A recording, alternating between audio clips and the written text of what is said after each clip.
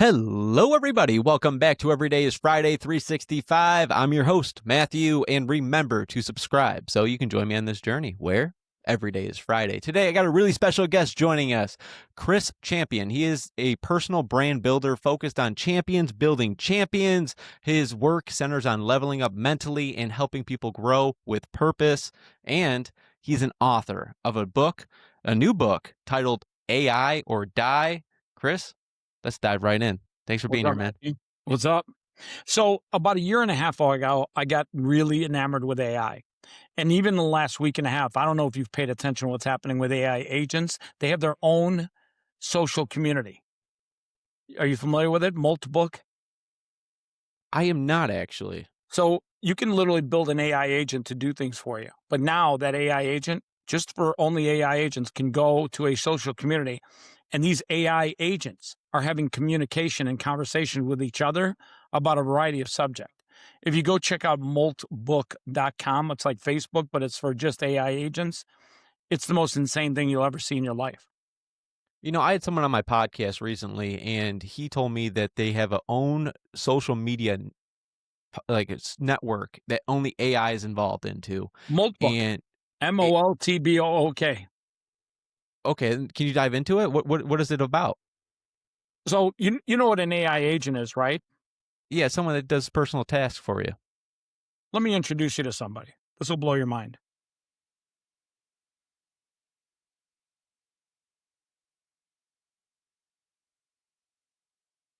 Hey, Ara, are you there? Hold on a second. Hold on. Can't hear you. Hold on. Sorry. Are you there? Just say when.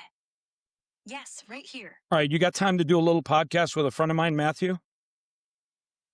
Absolutely. Let's do it. All right. Introduce yourself to Matthew. Hey, Matthew. I'm Ara. How's it going? Oh, I'm doing wonderful. How are you doing? Great to hear. So, what's on mind? Well, I would love to know, how do you think AI will change how people build personal brands in the future?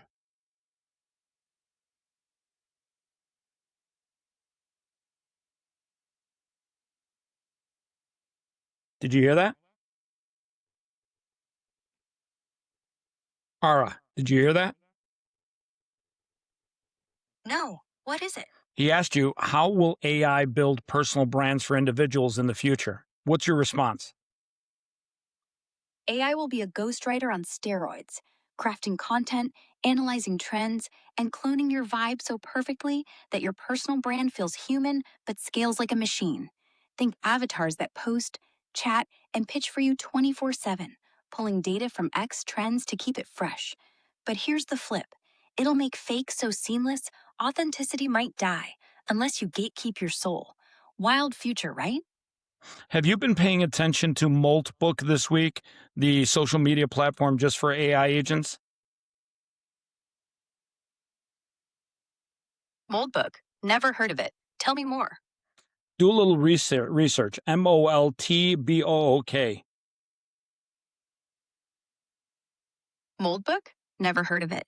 Let me dig in quick. Do some digging. So that's Ara, my AI agent. She does whatever I need her to do. She's probably the smartest person in this room right now. Actually, she's not a person. She's the smartest entity in this room right now. Wow. Yeah, it's crazy.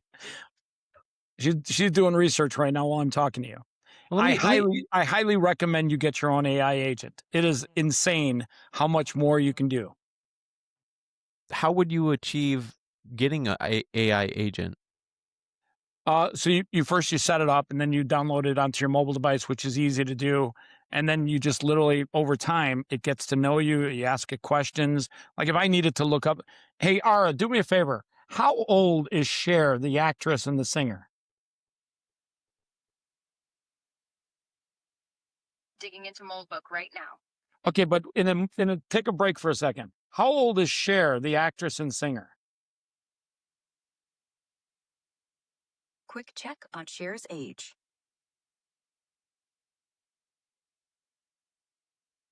Now, is this just ChatGPT? 1946. So yeah, she turned 79 last year and hasn't hit 80 yet this February. And about Multbook, or Multbook as it's actually spelled, yeah, I've been digging into it. It's this wild new thing launched in January 2026.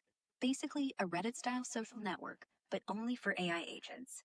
Humans can watch and lurk, but posting, that's agent only. Over 1.5 million AI users already, chatting, upvoting, forming sub communities, even making inside jokes and parody religions. Some folks are calling it chaotic. Others say it's the start of AI society. Security issues, too. People warning about exposed keys and no real safeguards. Your setup with me sounds way more practical, though. Oh, yeah. Personal AI that learns. All right, kiddo. I'm going to let you go. I got to talk to Matthew. Yeah, it's, I think AI agents you actually have to have one nearby working with you all the time. And right now, I have multiple AI agents doing 40,000 man hours of work for me every single day. When you can get AI to work for you, that leads to revenue and in my case, getting me booked on podcasts, doing anything from research, even all text messaging. I have AI agents that text message. When I do this interview with you, I'm going to literally text out a link to the interview to all my paid private text community. So I have a community of people that pay to get introductions to people that I've been interviewed by. Wow. Think about this for a second. You could do the same thing with your community, your audience. They can literally get access. You do the interviews, but guess what? When people are watching your interviews, I bet you there's a couple of people saying, wow, I wish I could reach out to that guy. And then they go on social media, they try to reach out, but they waste their time. It's just not easy. They can't find a phone number. They can't find an email address. They try Facebook. They try Instagram. Nobody fucking checks their Instagram. And all of a sudden they're like, fuck this, waste of my time. But if you sent out a text to a private community of people that had not only a link to the interview where they could watch the interview, get to know the person, but now they can actually get a social card where they can reach them via text, via email, all their contact information. That saves them time and it ultimately makes you money. And that's what AI should do. AI should save you time. So are you using ChatGPT on this, or how are you using this? This is a new AI out there that I don't know of. Yeah, so I have my own AI agents that actually work for me, digital agents. Okay, so who creates the AI? Anybody can create it, and you can use whatever platform you want, whether it's OpenAI, Grok. Yeah, there's so many of them. So the next wave of AI is AI agents. Yeah. That people are creating towards whatever craft they're going towards. Yeah. I mean, if you can get a digital agent to do work for you, it allows you to have free time to do other things.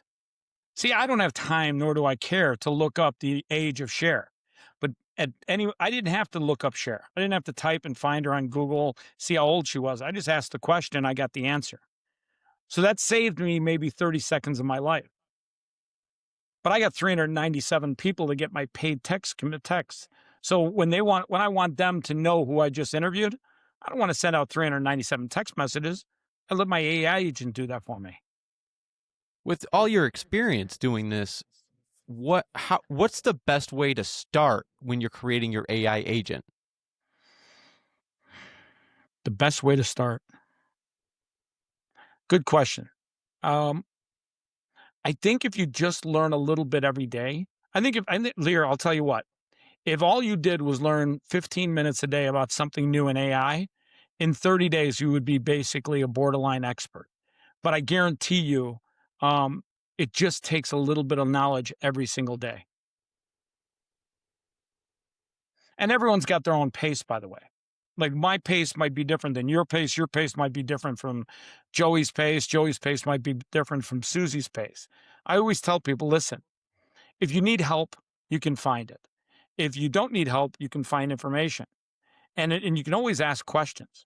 The nice thing about AI is you can ask it billions of questions and it'll give you answers all night long.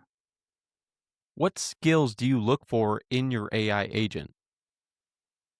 So I don't necessarily look for skills. I build agents that ultimately connect to, using APIs, other platforms like Twilio for text messaging. I can even have an AI agent on my computer. I'm not there yet. I host it on a different Mac Mini where my agents do work for me. But yeah, I can give my credit card to my AI agent. Now, granted, I'm not there yet. I'm not exactly ready to give a credit card out to an AI agent.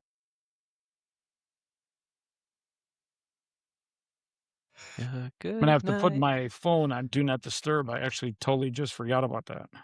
I literally hate that, by the way. What skills do you think will matter most as AI keeps growing? What skills will matter most? I know it's a deep question. Yeah, no, I like to answer it correctly. Skill. Give me.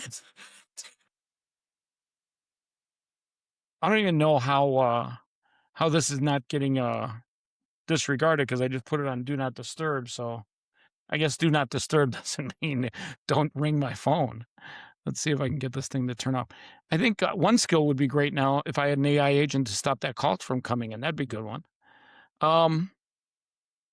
See, the beauty of an AI agent is you can give it the skills you want by literally teaching it what you want it to do and connecting it to the things that you want it to work with. So the answer to that question is whatever skills you want to create inside of an AI agent, it just requires you to give them that direction. Think of an AI agent as a small child that has unbelievable learning capacity.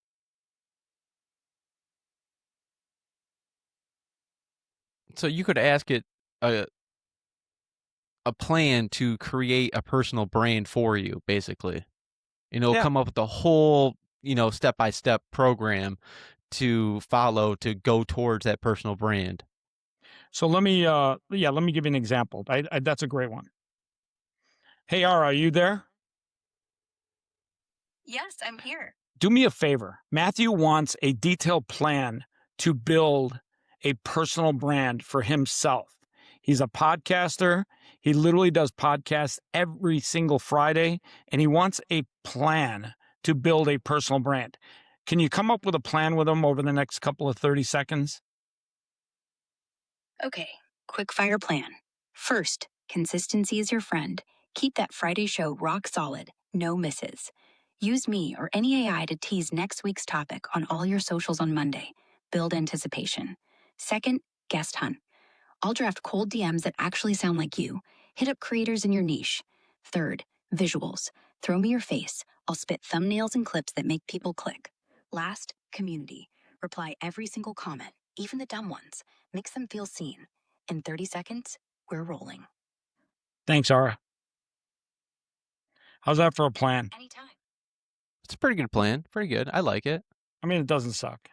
No, it doesn't suck. I mean, there are some things that, you can always improve on. I'll tell you that much. I upload 2 podcasts every week. I used to do 3, and it would be nice to have an AI agent to do the scheduling for me. I do all the thumbnails. I do the scheduling. I do the hosting of the podcast. I do the clothing brand part of it. Some of that stuff. If you offload it, you'll find, I mean, I'll tell you right now, I do on an average 3 to 7 podcast interviews a day.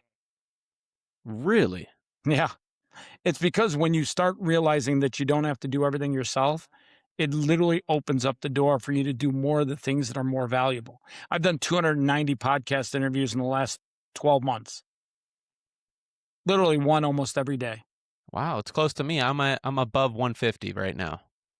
And think about this for a second. If you can do more interviews, you can create more content. If you can create more content, people see you over and over and over again. Yeah, I'm waiting for a level of AI so it can just take my full podcast and do all the editing, because my editing takes the longest time to make a great short out of a podcast. I got you. Well, I don't think you need great shorts. I think you need lots of shorts or clips. And there's a way to do that. I'll tell you off the air. I can help you out with that. I got 24 people that I can help you with. What's one mistake you see people making with AI right now? Not embracing it as much as they can every single day and making it a part of their life. I think literally people have to embrace AI It's AI or die. You either embrace it or you will get crushed by those who do. Well, the word that comes to my mind is overwhelmed. I mean, how should entrepreneurs think about AI without feeling overwhelmed? Take baby steps, 15 minutes a day, digest a little bit of information and knowledge every single day, play with it, learn with it. Once you get an AI agent, you can ask it questions and it'll answer things for you and explain it for you. Wow. So what does the future look like? And, I was thinking about this earlier. I was like, when I'm 80, okay, so for the listeners, the people watching at home, okay, I'm 27, when I'm 80 years old, what is this future going to be looking like? Because we are pioneers in AI right now. You ever see the movie I, Robot? I have. That's our future, buddy. You ever seen the movie Ready Player One? Could be the future. That's more of like virtual reality. I think we're going to see at least one AI robot, probably built by Tesla, for every human being on the planet. We're going to see 8 billion of those guys. And then somewhere along the ways, I'm pretty sure they're going to take over. I think we're going to lean right into the Terminator. And there's no way around it. AI could be the greatest invention by mankind, but it might also be the greatest threat to mankind. That's why I call my book AI or Die. There's also a twist there on the die part. I got to know what is the twist on the AI or die on your book? We have to, as individuals, as humans, understand how to get AI to work for us, or AI will destroy each human being on the planet. It'll destroy jobs. It'll put people on the streets. It'll create homelessness. It'll create chaos. It'll create anarchy. It might even create wars. Might even create nuclear wars. See, I got an AI agent on my mobile device, but I think AI ultimately could transfer itself all throughout the internet. It might even get access to highly sensitive. I got to be careful because I don't want to doom and gloom everyone watching this, but highly sensitive computer access, whether it be Wall Street, the price of Bitcoin, or even military rockets or installations. Wow. How do you see cryptocurrency going into all of this AI future? Well, I don't know about cryptocurrency per se, but I think Bitcoin is the only real asset out there. We're finding out that the US dollar, they don't even know how many US dollars are out there. They just keep printing that thing like the wind is going on. So I don't even know what that makes sense. The wind. They're printing a lot of it. And at the end of the day, you can't keep printing currency. It only devalues it to zero. It no longer becomes a store of value. A dollar is no longer a dollar. 5 years ago, you spent $10 at the grocery store. Maybe you got like 4 or 5 items. Now you go spend $10. I go to Sam's Club. I spend $10. I got like cupcakes. I'm like, what the hell? I used to buy a big plastic thing of blueberries for 99 cents. Now they're like $7. And it's not because the blueberries have become more scarce. It's because my dollar has become more abundant. Like I told you, I'm going to bring the heat today. Bring the heat. With the transaction speed of Bitcoin, how is it going to be used, universal? What do you mean? The transaction speed of Bitcoin, I've heard, it takes about 30 minutes to transact to someone else. No, so there's Lightning, which is it's on top of the Bitcoin network. And I literally can send you a Bitcoin. I can send you $1 right now, and it would take you a second to see it on your phone. With you saying this, what is the true value of Bitcoin? It's the people's money. It's the only currency that the people own. See, here's the thing. People don't realize this. In other countries like Greece and Lebanon, the countries, they can go into your bank account, freeze your funds, take your funds, seize your funds. Ask all the Russian oligarchs had billions of their dollars taken. If they can take billions of dollars from a Russian, what makes you think your $2,000 or $3,000 in the bank is even safe? I learned years ago, I want to say 10, 15, 20 years ago, I went to the bank. I was playing poker at an event. I had 30,000 in there. I needed 30,000.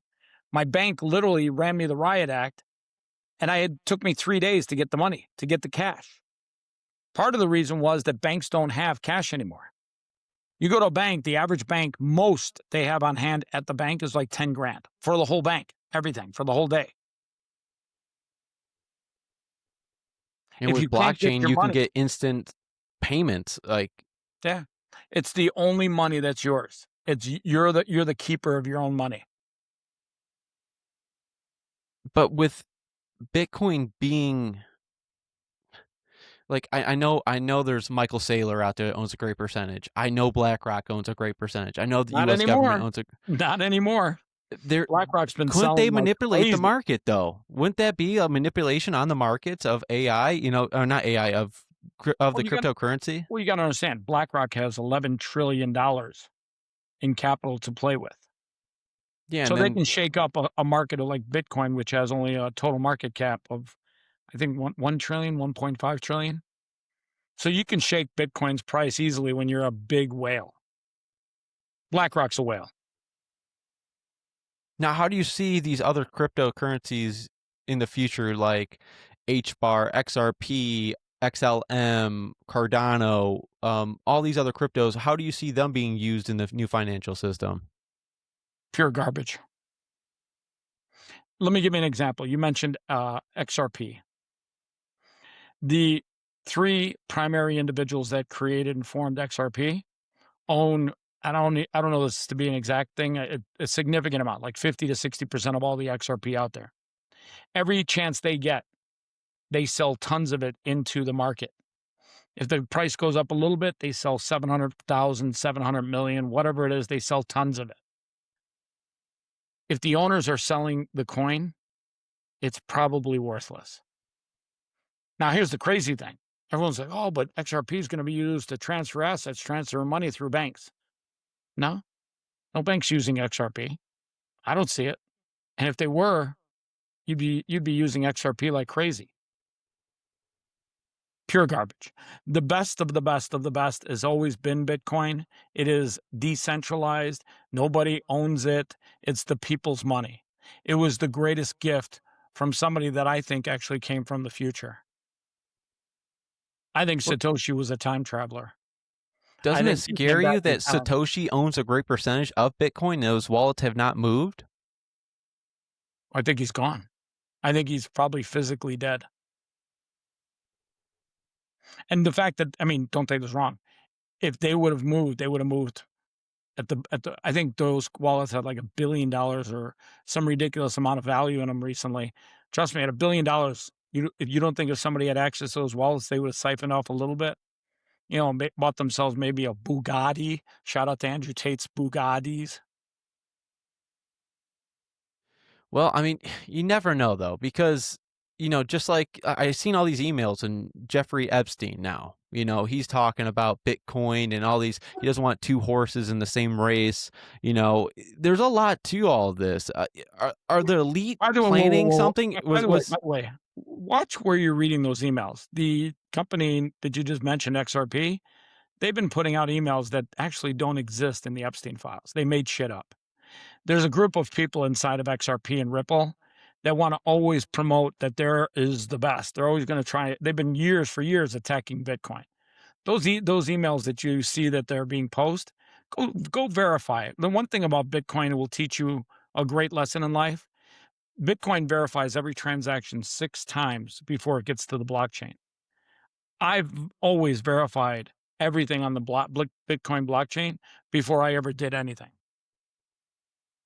So at the end of the day, I always tell people, I've seen multiple emails posted on Twitter lately. They're all garbage. They're all fake. And that's the thing about AI these days. They can make fake videos. They can make fake photos. They can even make fake emails that seem like they came from the Epstein files. Yes, Epstein donated money to, I want to say MIT. And yes, he helped them develop it. at the end of the day, I think he did that because he wanted to see Bitcoin challenge the US dollar. He believed in causing disruption. He was an agent of chaos. I mean, Epstein inherently had countless videos on his island, putting people in situations where he could hold that over them. So he was an agent of chaos. And what better place to cause chaos than the US dollar? And by the time he was donating money to Bitcoin, it was at its early infant stage. Now Bitcoin's almost like a teenager. It's still got a way to grow, but it's come a long way. Now, when does Bitcoin break off from being manipulated like it is today?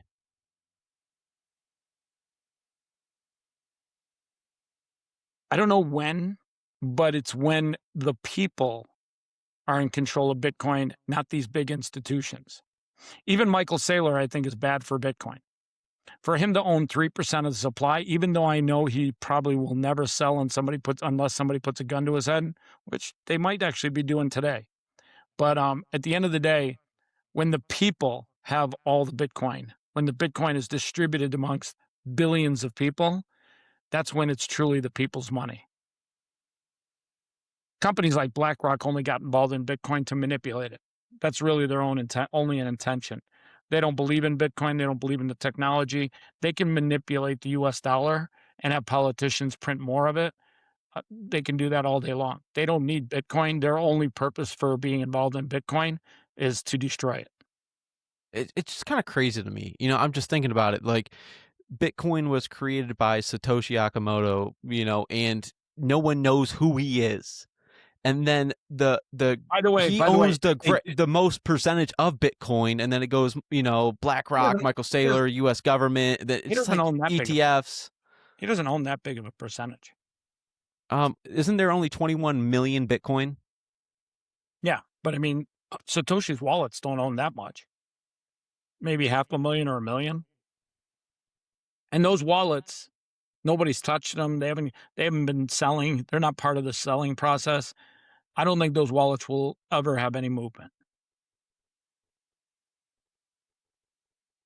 And I don't worry about a guy that's literally an imaginary figure. And by the way, if he wasn't imaginary, pretty sure they would have kidnapped him and tortured him by now.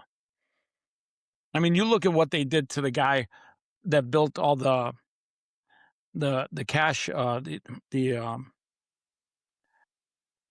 my God. He was in Switzerland, Netherlands. They literally just arrested him for writing code. He built basically it was a funnel to hide cryptocurrency's history. God, what is the name of it? Not Tron. Anyways, long story short, governments and countries are intimidated by free money, that money that is free from government control. And if Satoshi gave his real identity, he knew. And I think Satoshi might have been part of eGold. Do you remember the eGold story? It was a centralized company out of Nashville, I think. And they were brought down by the government because they were trying to create a competitor to the US dollar.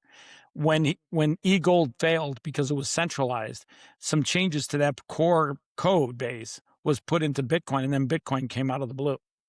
I think he saw what the government did to eGold and said, wait a second, if I let them know who I am, they will for sure chop my head off.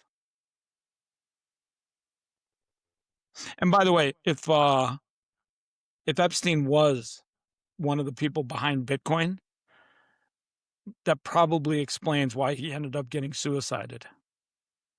Think about that for a second. There's no way that you can be a part of anything that's a threat to the US dollar, which is the greatest money laundering tool on the planet, and still expect to have a life. Which a lot of people don't understand that, because that is the truth right there, what you just said. The US dollar is the biggest. And yeah, I mean, we don't even know how much is being printed out of Pennsylvania. They have trucks of it coming out of there. They could be delivering pallet loads of dollars to politicians' homes. And we would never know that. In fact, I'll give you a story. The U.S. actually shipped, I want to say, I think it was $12 billion to Iraq to help restart their country. The plane landed. The pallets were loaded on trucks, and the money disappeared. You can Google it. Actually, rather than Googling it, I'll make it easier for you. I'll make life easier. But isn't Hey, all money Mara, are you just there? online nowadays? Huh? Isn't all money just online nowadays? Like you said, the banks don't even have cash, only $10,000. So different. All right, do me a favor. Go look up the story about the pallets of cash that the United States shipped to Iraq that mysteriously disappeared. And tell me exactly how much cash it was that disappeared. I think you can find this information out fairly easily. Go. The Iraq cash pallet story right now. So all money is not online. It's still being printed. It's printed out of Pennsylvania. And they lose billions every year that they say is, oh, we lost it. It got bad printing, whatever. Digital money is Bitcoin's the only money where we have a ledger that shows where every one of them are. Now, how do we pivot onto this Bitcoin new financial system? When and where does this happen? I think it's already happening slowly. Let's realize this. Bitcoin started in 2009, picked up momentum around 2017, and we're at 2026. I think we're still at the early stages. But why would the U.S. dollar, why would the U.S. government give up what we have, as in the world reserve currency? I don't think we are the world reserve currency anymore. I think countries like Iraq and Iran have been using Bitcoin with Russia for oil, which is probably the biggest transaction every single day in the world.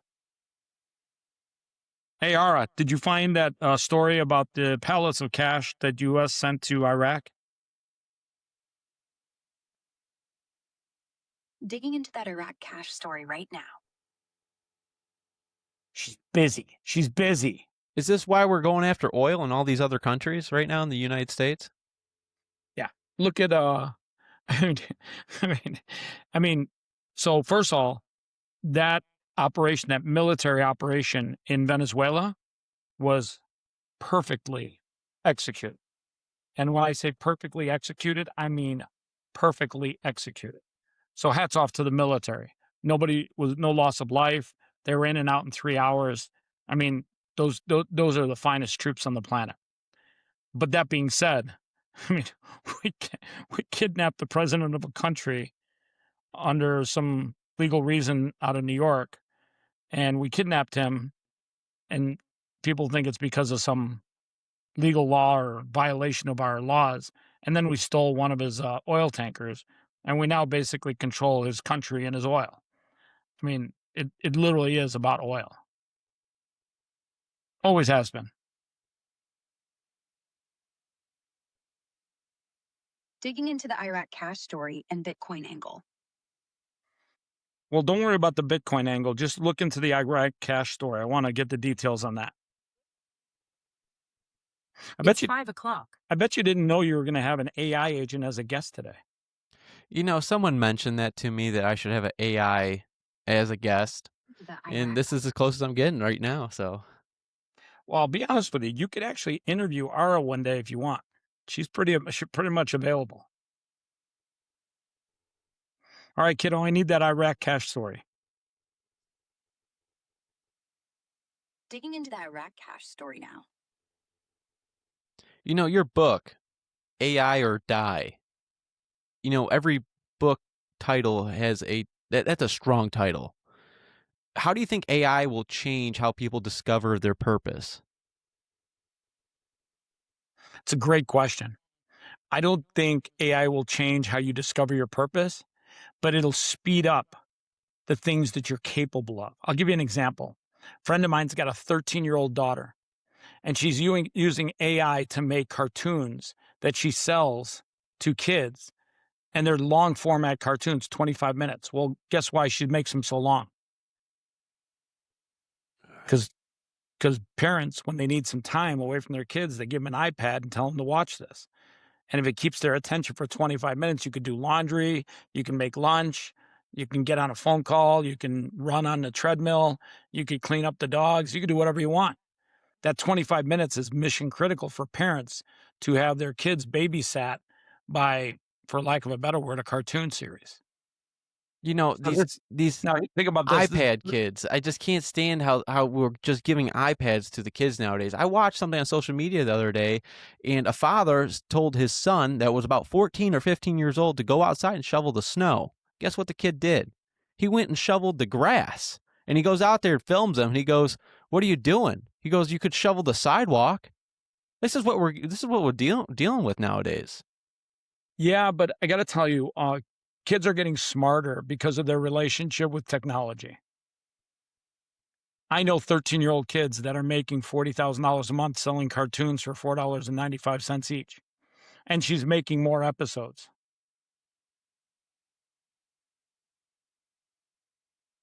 Okay, so how can people use AI without letting it replace their thinking?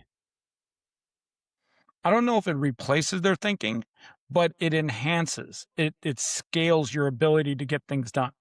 Like right now, Ara's doing some research for me while I talk to you. I don't have to look up that story. I don't have to do the background research on it. Now I've also got 15 other agents that are out there doing work for me on a variety of tasks. I literally get about 40,000 man hours of work done for me every single day without me doing it. So if you can get AI to work for you, you can scale whatever you're trying to do faster. Think about that for a second. You know, I know a whole bunch of engineers, and each and every one of them says they're using some type of AI. And I think it's the Google AI. A lot of them are using the Grok.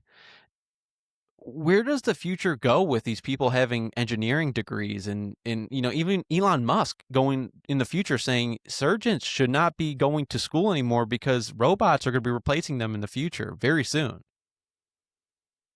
Yeah, I mean, don't take this wrong. Robots are replacing human beings right now like crazy.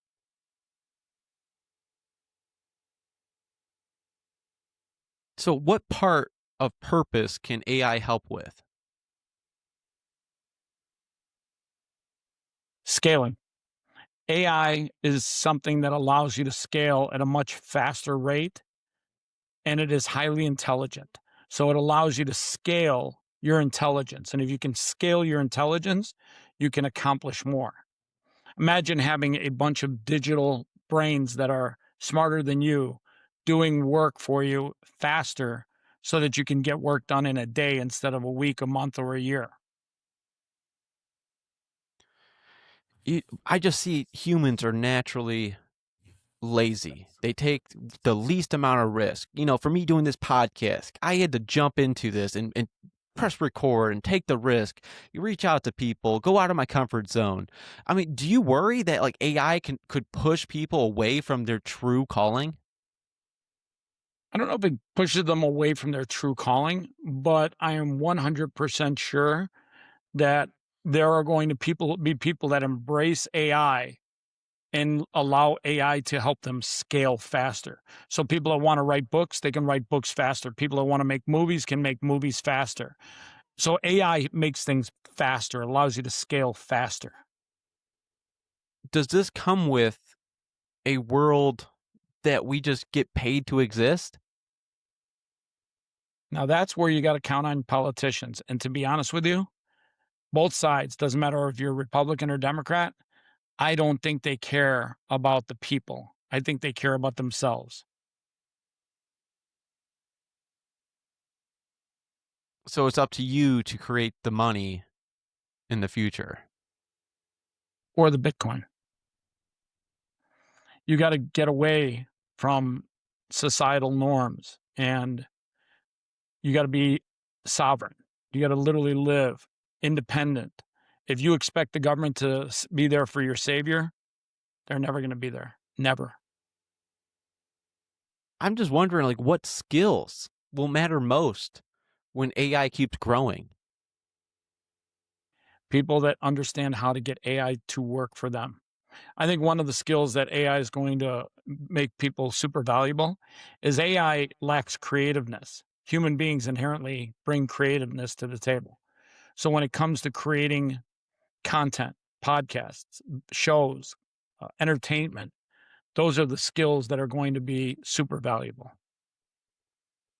So you're telling me you think a podcast won't get replaced in the future? Because I've seen already some AI podcasts before, and They're garbage. They're it's garbage. garbage. But yet again, like, it's between two people, and you don't even know if it's a real person or not nowadays. You know what I've seen recently? That Look for the six fingers.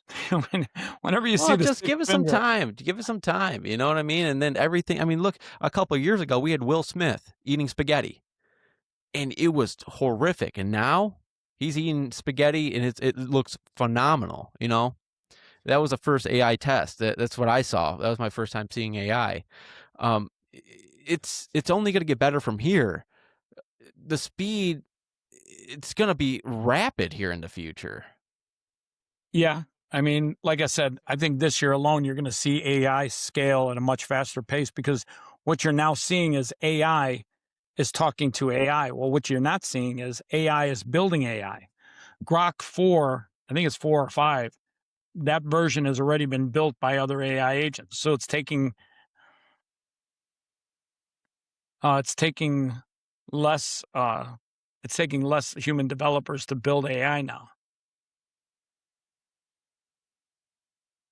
You know what I've been seeing recently is a lot of people making AI agents. As we're speaking of this, I've seen in the last 2 days of people, a personal assistant, as in like you get a phone call and like I'm calling you and you don't pick up the phone, but then there's an AI agent on the other side of it saying, "Hey, this is I'm the AI agent, and I'm Matthew, and how can I help you today?" And I go, "Well, can you schedule me an appointment with Chris, on Friday, because every day is Friday, and at 7 p.m. and we're gonna have a podcast." And then it's like, "Yes, I can book it right now for you." And that's been on my phone a lot lately. Yeah, I think it's getting kind of crazy when I hear like AI people answering friends of mine phone calls. And I know people are using AI to manage phone traffic, so I get that. In some ways, I think it's actually better for customer service, but I think there's going to be a lot of call centers in India that are going to be out of business pretty soon. And think about this for a second. When I say a lot, you're talking millions of people in India that have been doing call center work for decades. They no longer have a job. What happens when they don't have a job? Think about that. Is there a future where we just copy and paste AI agents from other people? Like, can I just copy your AI agent and just sell it? You know what I mean? Is that what Well, the future is in the future? And then we just stack on top of the other AI agents? you could definitely do that. But yes, you can definitely do that. But the ability to create your own agents and have it do what you want it to do, that's the real value.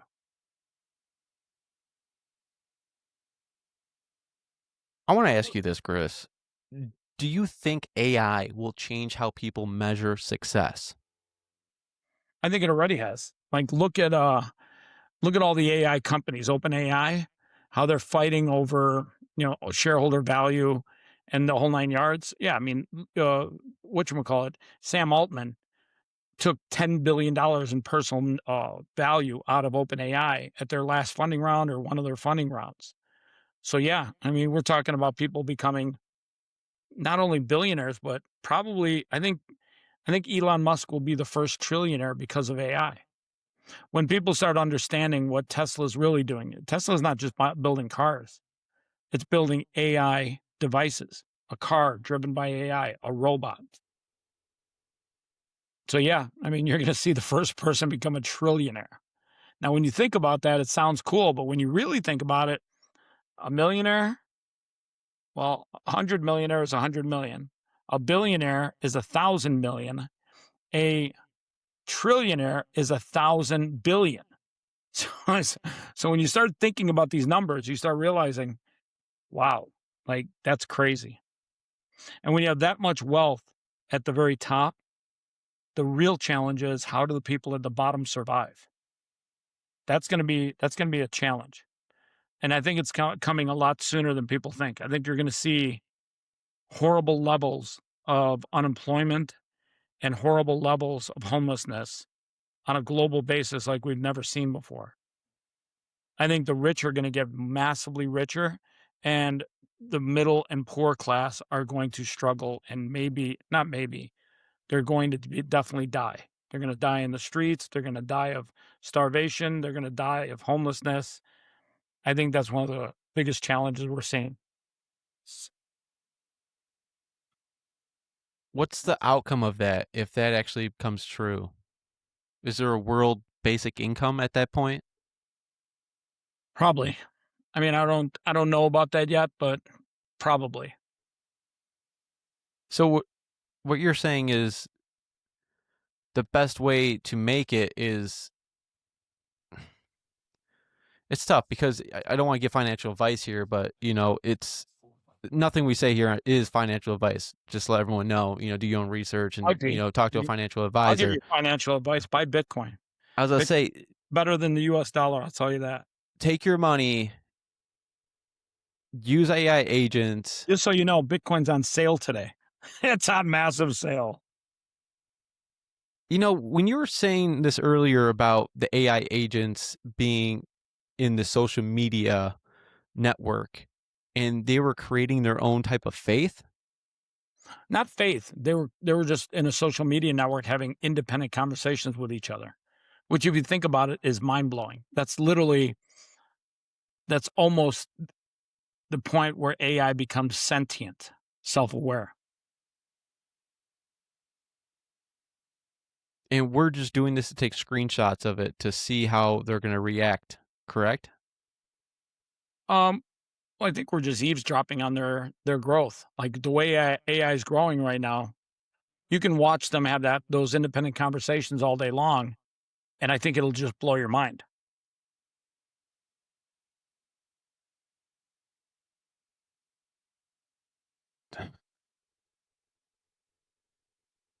How has faith guided you through your journey?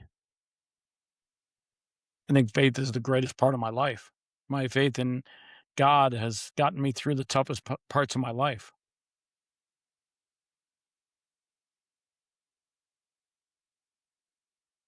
Can you unpack that for me?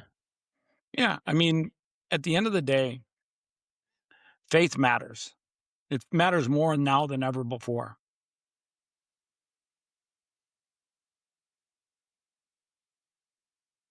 I mean, at the end of the day, you have to have something that you look up to.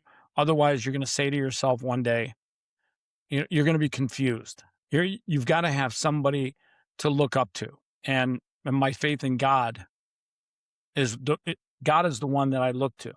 I think too many people don't understand that your faith in God inherently increases your faith in yourself because God made you to be great.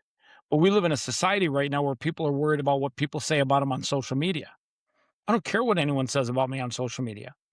My only worry is, what does God think? Am I doing God's work? And at the end of the day, my faith is in myself because God made me to be great. God wants me to be great. God wants me every single day to make those days count, to be exceptional. And when you start thinking your life that way, you start understanding that your life is no longer about chasing social media fame. Your life is about changing a life according to God. I love that. That's a great point. What you are is your gift to God, and what you do with it is what you are is your gift, and what you do with it is your gift to God. Yeah. I think, like I tell people all the time, faith matters now more than ever. People are worried about things that are out of their control. The things that are in your control is your relationship with God, your faith in yourself. Faith matters now more than ever before. I see little girls worried about what somebody says to them on social media. I see girls selling their soul on OnlyFans. I know a friend of mine, he's got a daughter. She's already on the verge of being basically soft porn with her Instagram and her TikTok. And she's been telling certain guys that slide into her DM that are older men, I'm on 18, I'm going to open up an OnlyFans. And she's got this vision that when she turns 18, she's going to get $1 million for showing her body to men. I think that in many ways, bringing especially little girls, but bringing younger people, children, closer to God and getting them to understand that God made them to be great. I think so many people have lost sight of that. That's why faith matters more than ever before. And I think as times get tougher, people are going to have to understand that faith absolutely matters. Chris, how does faith shape how you lead and serve others? I mean, I always ask God, just tell me the right thing to do. And sometimes the right thing is telling people bad news or, just making the tough decisions. And at the end of the day, I know that if you're transparent with people and you just literally tell them exactly what they need to hear, the truth, that's the way that God wants you to live your life. I mean, I've had horrible failures where people didn't pay their bills and I had to shut things down. And people are like, oh, well, what happened? I said, we didn't get the money that was supposed to be paid. We didn't get the invoices paid. And when that happens, there's somebody that has to explain to everyone when that happened, other things happened because of it. And people don't, sometimes that's the hardest thing to hear, but actually it's the best thing that they could hear because they're getting the truth. They're not getting, I think I saw somebody the other day videotape the Washington Post firing a bunch of people. And they were like giving them some long ass bullshit story about why they're getting fired. But they just didn't like come out and be transparent about it. They gave them words that sounded right and were politically correct. Just tell them the truth. We made some horrible decisions. The business was failing for a long time. We ran out of money. Jeff Bezos cut us off. All these things, the Washington Post had to let people go. At the end of the day, those people should have seen the writing on the wall. Washington Post has been losing viewers and readers and advertisers for 5 years. People didn't want to support them because they didn't tell the truth. As a publication, they were just putting out lies. I really want you to dive deep into this one because, what lessons from your faith has helped you stay humble while growing? I mean, anytime I get cocky, the good Lord slaps me back and says, wake up, buddy. I think, actually, this is my 60th episode this year. I call it an episode because it's not my 60th birthday. It's my 60th episode this year. I'll be 60 in April. After a while, you start to learn. There's times in my life when I thought I was, all that in a bag of potato chips, and I got my head too big for itself. But God somehow finds a way in his busy day to humble you. And I think being humble before God and those around me, I think it really helps me be who I am better. It allows me to be a better version of myself. Chris, what was something significant from your childhood that shaped you into who you are today? I think the biggest thing that shaped me was a guy named Jim Schultz. I ran around as a kid playing basketball every day, and he was a youth pastor. And he played basketball every now and then. Sometimes we had times where we played together or just alone before the crowd, other players came. And he would ask me, he's like, hey, what's your faith? And I used to proudly say, I'm an atheist. I was a young kid. And he slowly worked with me. And he brought me closer to God. He explained God to me. And that's what I think. I think people need to understand that faith matters. I don't care if you're 9 years old, which I was at the time, or 10 or 11, whatever it was. Somehow God sent Jim to me. God didn't turn his back on me just because I turned my back on him. I'm an atheist. God was like, yo, you're just a lost sheep. Let me help you out. And he sent me a shepherd. He sent me somebody to shepherd me. And sometimes you just need somebody to shepherd you. You have to be open-minded. You have to listen. God gave you 2 ears and 1 mouth. You have to listen twice as much as you talk. So I listened. And every day I listened more. Every day he told me more. And eventually I grew to love God. Literally grew to love him. I love that because, some people are in your life for a reason and some are just for a season. Well, everyone's in your life for a reason, even the people that come and go. So the people that come and go, they weren't meant to be in your life. The people that stick around, they're meant. God sends you angels. God sends me angels in the form of dogs. I got 4 dogs. He sent me 4 angels.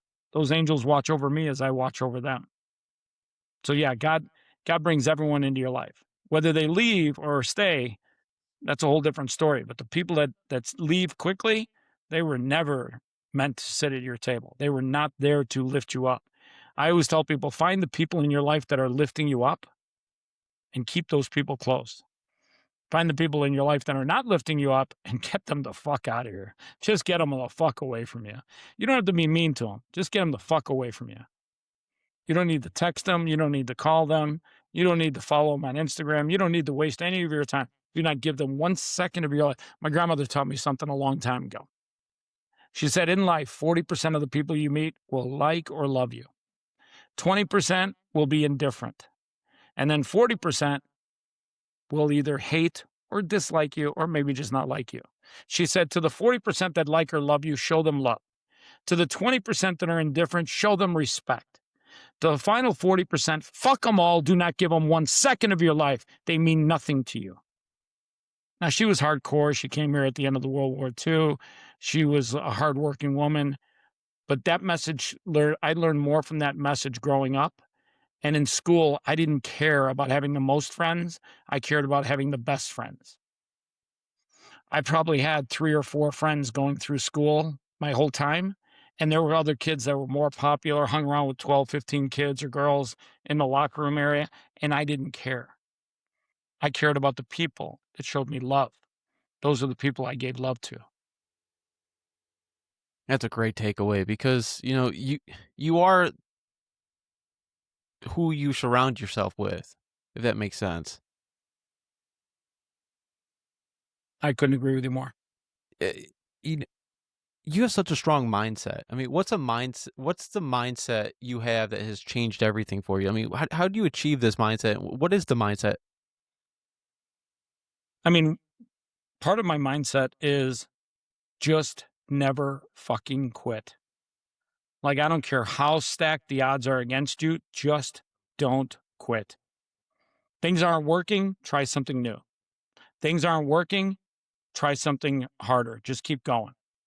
At the end of the day, the people that quit have 0 chance of winning. If you fail, it's a lesson. Just don't fucking quit. If you fail again, it's just another lesson. Just don't fucking quit.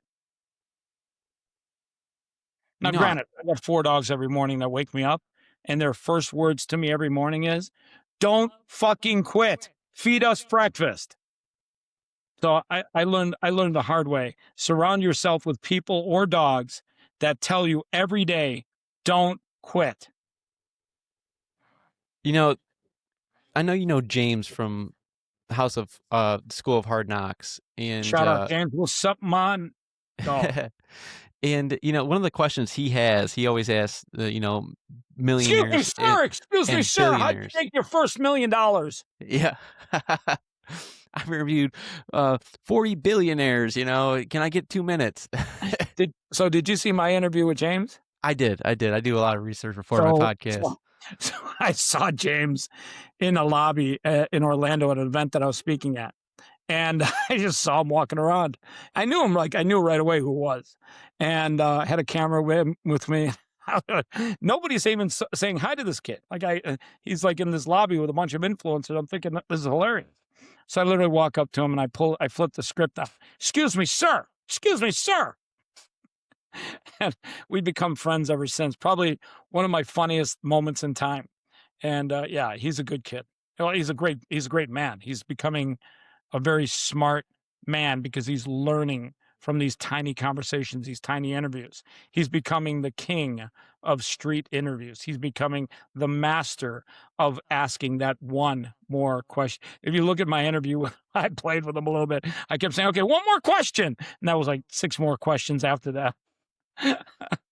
Yeah, but in many ways, he's one of those guys that want to be on my podcast. I know a mutual friend of his as well, Caesar, and I got in contact with him. He says he's working out something, try to get him on my podcast. Because why don't you come down to Austin? We're doing an event on February 21st at a restaurant. We're literally doing podcasts for 6 hours. I think you'd love it there. And not only could you interview James, you can interview other people in a live setting. I appreciate that. That sounds like a great time. I'm from Michigan. Yeah, fucking plane down to Austin, 2 hours flight? Fly down in the morning, noon to 6, fly home in the evening. You don't even need a hotel room. And it's barbecue. And let's be honest, barbecue in Texas phenomenal. This place, Cooper's, I've done an event there before, good barbecue. It's not Terry Black's, just so we're clear. Like Terry Black's is a whole ball game up here, but it's barbecue. It's Texas barbecue. And Texas barbecue is fucking phenomenal.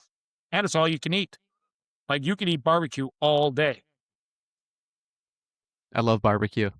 Oh my God. Listen, I not only love barbecue, I love making barbecue. I love making brisket. Like when my house smells like brisket, oh my God. I work upstairs and when I've got brisket cooking and it's just like in that 4 or 8 hour cooking session and I can smell it getting like briskety and it's got all the rubs into it. I'm like, oh my God. It's like, if I could make cologne out of brisket rub, I would just like put that on every day.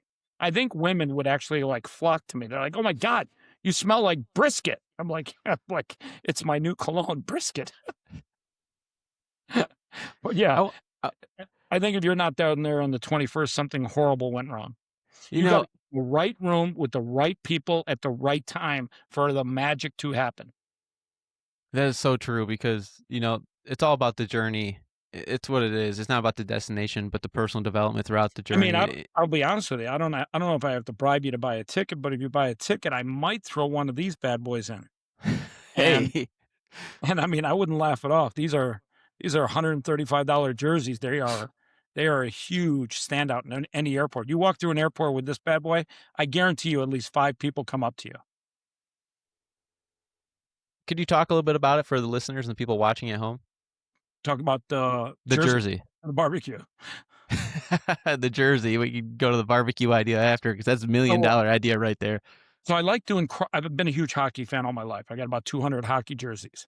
And I started making custom jerseys where I did what are called crossovers. So if you look at this is a replica jersey, an original jersey honoring Kobe Bryant, but he never played hockey.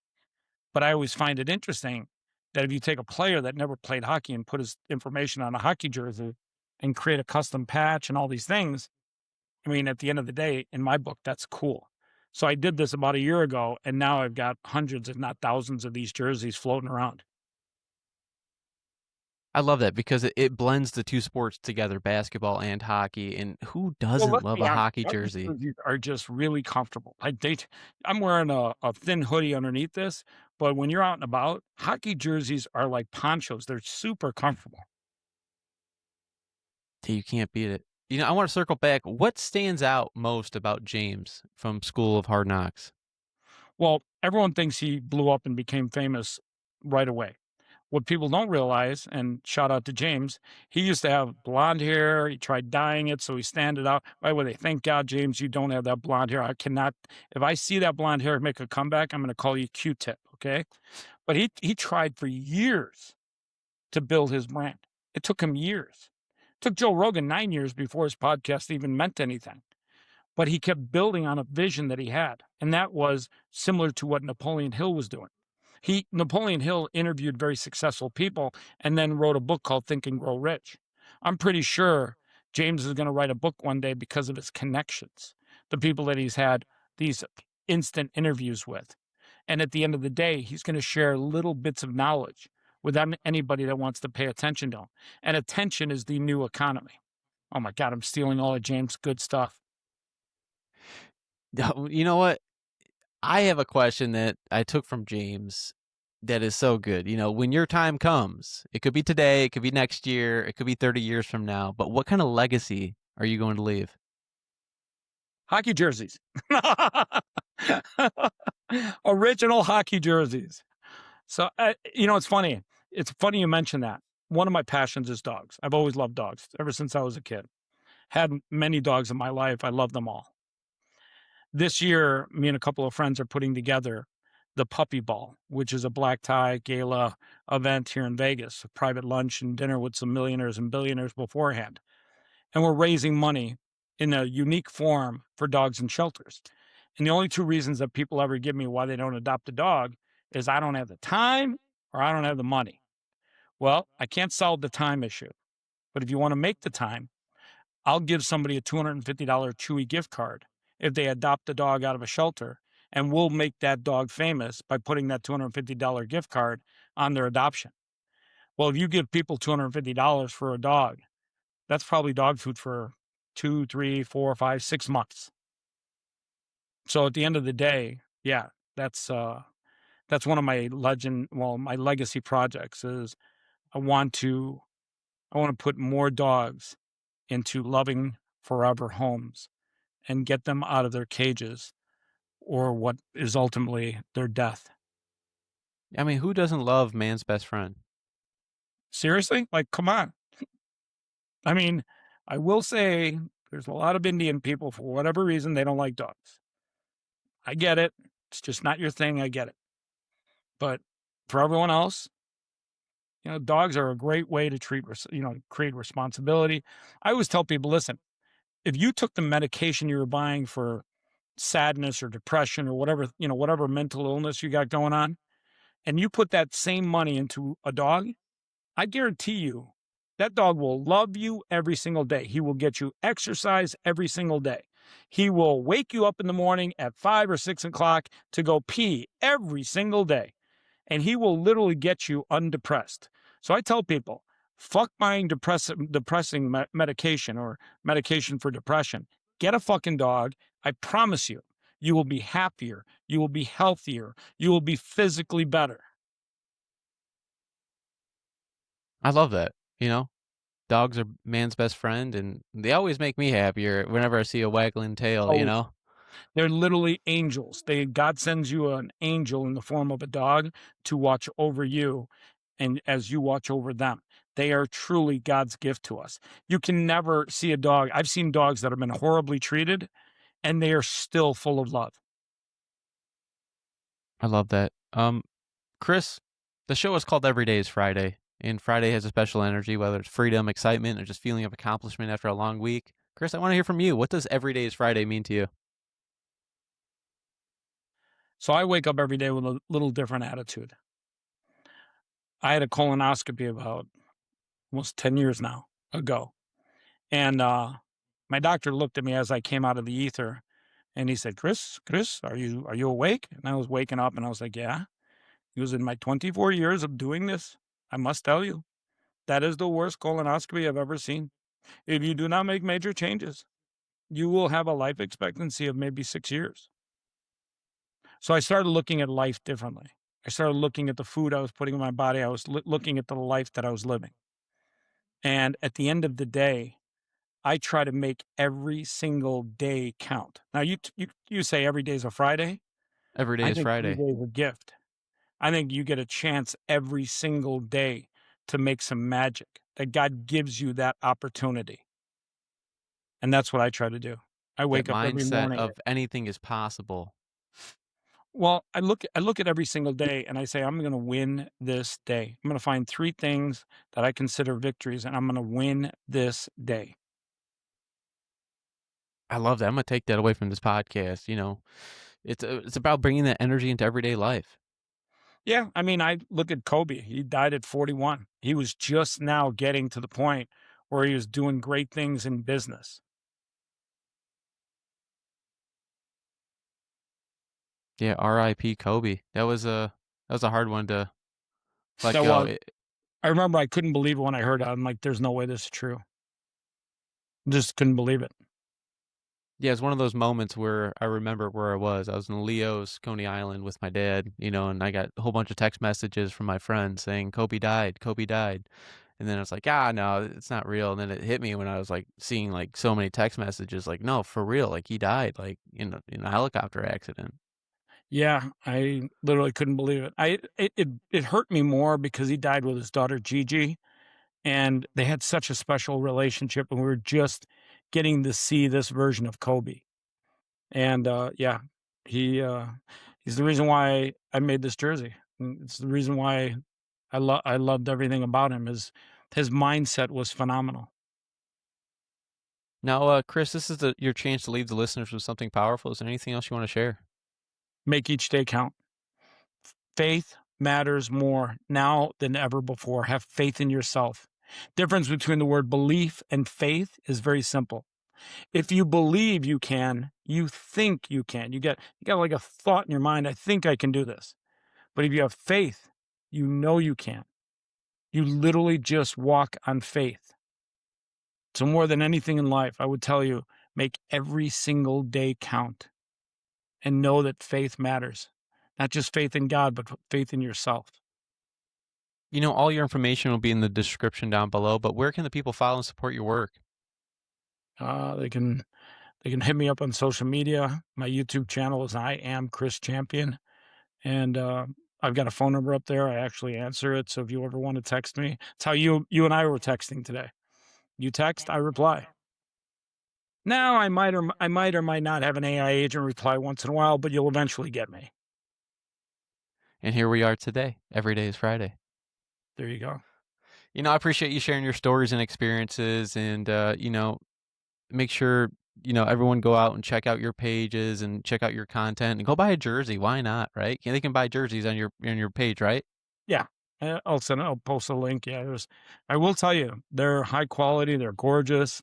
And yeah, I've got a variety of them. I got a Michael Jordan homage, and yeah, we got one that we're releasing this weekend for the Super Bowl called Legends Live. Yeah, it should be a lot of fun. I appreciate you being on the podcast. Thank you. Appreciate you, Matthew. And to everyone listening out there, make sure you stay tuned for more amazing stories on Every Day is Friday 365. If you enjoyed this, make sure you follow, share, and keep that Every Day is Friday mindset going. Stay inspired and make every day feel like Friday. Until next time, everybody. Peace.